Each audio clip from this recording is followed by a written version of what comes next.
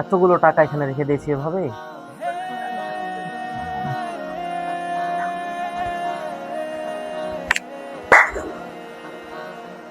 বাহ, আলহামদুলিল্লাহ। এখন কেউ নাই, কাজটা সেরে নি। আলহামদুলিল্লাহ, খাওয়া দাওয়া হলো। আমি তাহলে এখন যাই। তো ঠিক আছে হুজুর, আবার আসেন। আচ্ছা, ইনশাআল্লাহ।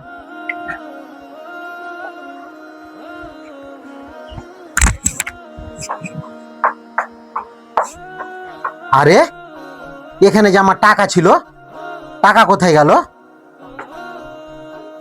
ভাইয়া, ভাইয়া, কোথায় আছো? জলদি এদিকে আসো। এই কি হয়েছে? তুই এত চিল্লাচিল্লি করছিস কেন? আমি যেখানে 50,000 টাকা রেখেছিলাম সে টাকা কোথায় গেল? তুই এখানে টাকা রেখেছিলি মানে? এখানে টাকা রাখলে এখানে কোথায় আছে? আমি অনেকক্ষণ খোঁজাখুঁজি করেছি, এ টাকা কেউ নেয়নি। এ টাকা নিশ্চয়ই হুজুর নিয়েছে। তুই এটা কি ধরনের বিয়াদবি কথা বলছিস?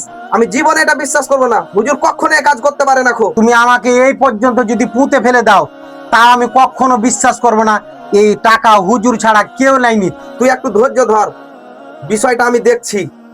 হুজুর, অনেক দিন হলো আমার বাড়িতে দাওয়াত খেয়ে গেছেন, তো আজকে যখন আপনাকে পেয়েছি, তো এই মুহূর্তে আমার বাড়িতে আপনি দুটো ডাল ভাত খেয়ে যাবেন। আচ্ছা ঠিক আছে, এত করে যখন বলছেন।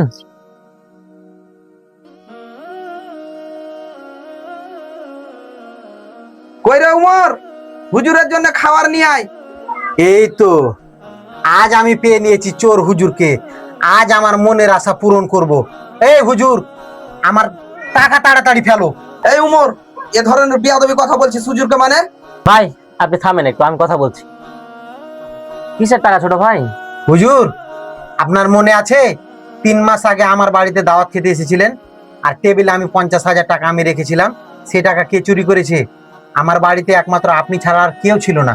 এ টাকা আপনি চুরি করেছেন। তাড়াতাড়ি বলেন আমার এই টাকা কোথায় রেখেছেন। ভাই আপনাকে আমি কয়েকটা প্রশ্ন করি, উত্তর দেবেন? যে উত্তর দিব বলেন। আচ্ছা, আপনার ধর্ম কি? কেন হুজুর, এটা আবার নতুন করে বলতে হবে? আমার ধর্ম ইসলাম। আচ্ছা, ইসলাম ধর্মের ধর্মগ্রন্থ কি? কেন হুজুর? আল কোরআন। আচ্ছা, এই গত 3 মাসের মধ্যে কি আপনি বা আপনার পরিবারের কেউ কোরআনটা পড়েছেন? না মানে হুজুর, সেভাবে কোরআন পড়া হয়নি। আপনি যদি বা আপনার পরিবারের কেউ যদি এই গত 3 মাসের মধ্যে কোরআনটা একবার খুলে দেখতেন, তাহলে আপনার প্রশ্নের উত্তর আপনি পেয়ে যেতেন।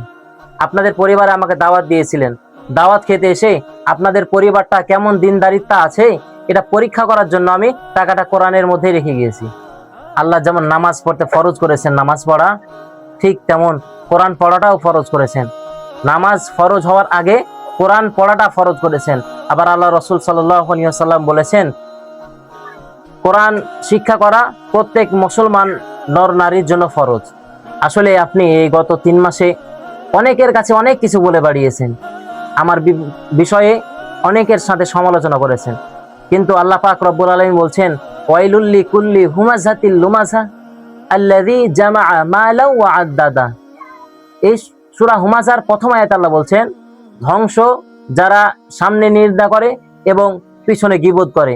এই যে গীবত করে বেড়ালেন, আমার নামে মিথ্যা অপবাদ দিলেন, এগুলো করা কিন্তু ঠিক না। এগুলো অনেক বড় পাপ, এগুলোর জন্য আল্লাহ জাহান্নামে দিবেন।